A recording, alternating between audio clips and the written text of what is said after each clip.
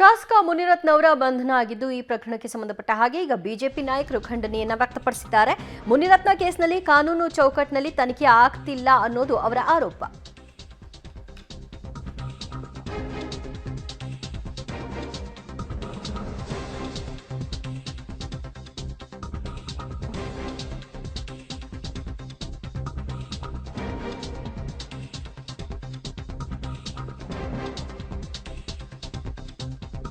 ಮುನಿರತ್ನ ಬಂಧನಕ್ಕೆ ಬಿಜೆಪಿ ನಾಯಕರು ಖಂಡನೆ ವ್ಯಕ್ತಪಡಿಸಿದ್ದಾರೆ. ಮುನಿರತ್ನ ಕೇಸ್ನಲ್ಲಿ ಕಾನೂನು ಚೌಕಟ್ಟಿನಲ್ಲಿ ಕೆಲಸ ಆಗ್ತಾ ಇಲ್ಲ, ತನಿಖೆ ಆಗ್ತಿಲ್ಲ ಅನ್ನೋದು ಅವರ ಗಂಭೀರ ಆರೋಪ.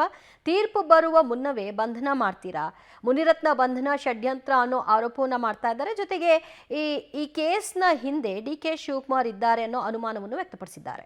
ಸರ್ಕಾರ ಯಾರೇ ತಪ್ಪು ಮಾಡಿದರೂ ಶಿಕ್ಷೆ ಆಗಬೇಕು, ಅದ್ರ ಬಗ್ಗೆ ಸ್ಪಷ್ಟ ನಿಲುವಿರುವಂಥದ್ದು ಭಾರತೀಯ ಜನತಾ ಪಾರ್ಟಿಯ ನಿಲುವು ಬಹಳ ಸ್ಪಷ್ಟವಾಗಿರುವಂಥದ್ದು. ಕಾನೂನಲ್ಲಿ ಯಾರೇ ತಪ್ಪು ಮಾಡಿದ್ರು ಶಿಕ್ಷೆ ಆಗಬೇಕು. ಇವ್ರ ಸರ್ಕಾರದಲ್ಲಿ ಏನು ಜವಾಬ್ದಾರಿ, ಏನು ಕಾನೂನು ಪಾಲನೆ ಆಗಿದೆ ಅಂತ ನಮ್ಗೆ ಗೊತ್ತಾಗಬೇಕು. ಯಾದಗಿರಿಯಲ್ಲಿ ಒಬ್ಬ ಪರಿಶಿಷ್ಟ ಜಾತಿಗೆ ಸೇರಿದಂಥ ವ್ಯಕ್ತಿ ಪರಶುರಾಮ್ ಆತ್ಮಹತ್ಯೆಯನ್ನು ಮಾಡ್ಕೋತಾರೆ. ಯಾವ ರೀತಿ ಹಣದ ಬೇಡಿಕೆ, ಭ್ರಷ್ಟಾಚಾರದ ಆಪಾದನೆ, ಅವರ ಕಿರುಕುಳವನ್ನು ಸಹಿಸಲಿಕ್ಕಾಗ್ದೇ ಆತ್ಮಹತ್ಯೆಯನ್ನು ಮಾಡ್ಕೋತಾರೆ. ಏನಾರು ಬಂಧಿಸಿದಾರಾ? ಶಿವಮೊಗ್ಗದಲ್ಲಿ ಚಂದ್ರಶೇಖರ್ ಅಂತ ವ್ಯಕ್ತಿ ಪರಿಶಿಷ್ಟ ಜಾತಿಗೆ ಸೇರಿರೋರು, ಅವ್ರು ನೇರವಾಗಿಯೇ ಆಪಾದನೆ ಮಾಡ್ತಾರೆ. ಒಂದು FIR ನಲ್ಲಿ ಹೆಸರು ಹಾಕಲ್ಲ. ಇವರೊಂದು ಕಾನೂನು ಸರ್ಕಾರನ, ಇವ್ರ ಕಾನೂನು ಬಗ್ಗೆ ಮಾತಾಡ್ಲಿಕ್ಕೆ ಒಂದು ನೈತಿಕತೆ, ಆತ್ಮಸಾಕ್ಷಿ ಅನ್ನೋಂಥದ್ದು ಏನಾರು ಇದೆಯಾ? ಇವರಿಗೆ ಏನಾರು ಆತ್ಮಸಾಕ್ಷಿ ಇದೆಯಾ ಸ್ವಾಮಿ ನಿಮಗೆ? ಸನ್ಮಾನ್ಯ ಮುಖ್ಯಮಂತ್ರಿಗಳೇ, ಕರ್ನಾಟಕ ರಾಜ್ಯ ಸರ್ಕಾರ ಹೇಳ್ತಾ ಇದೆ ನಮ್ದು ಜಾತ್ಯತೀತ ಸರ್ಕಾರ, ನಮ್ದು ಪ್ರಜಾಪ್ರಭುತ್ವವಾದಿ ಸರ್ಕಾರ, ನಮ್ದು ಸಂವಿಧಾನವನ್ನ ಯಥಾವತ್ತಾಗಿ ಜಾರಿಗೊಳಿಸ್ತಾ ಇರ್ತಕ್ಕಂಥ ಸರ್ಕಾರ.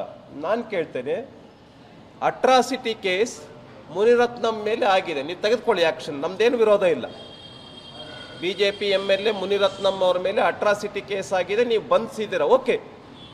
ಆದರೆ ಇದೇ ಅಟ್ರಾಸಿಟಿ ಕೇಸ್ ಕಾಂಗ್ರೆಸ್ನ MLA ಚೆನ್ನಾರೆಡ್ಡಿ ಅವರ ಮೇಲೂ ಕೂಡ ಆಗಿದೆ. ಯಾದಗಿರಿನಲ್ಲಿ 1 ತಿಂಗಳಿಗಿಂತ ಹೆಚ್ಚಾಯಿತು. ಅವರು ಎಲ್ಲ ಕಾರ್ಯಕ್ರಮಗಳಲ್ಲಿ ರಾಜಾರೋಷವಾಗಿ ಭಾಗವಹಿಸ್ತಾ ಇದ್ದಾರೆ, ಅವ್ರನ್ನ ಇನ್ನೂ ಅರೆಸ್ಟ್ ಮಾಡಿಲ್ಲ. ನಿಮ್ಮದು ಪ್ರಜಾಪ್ರಭುತ್ವ?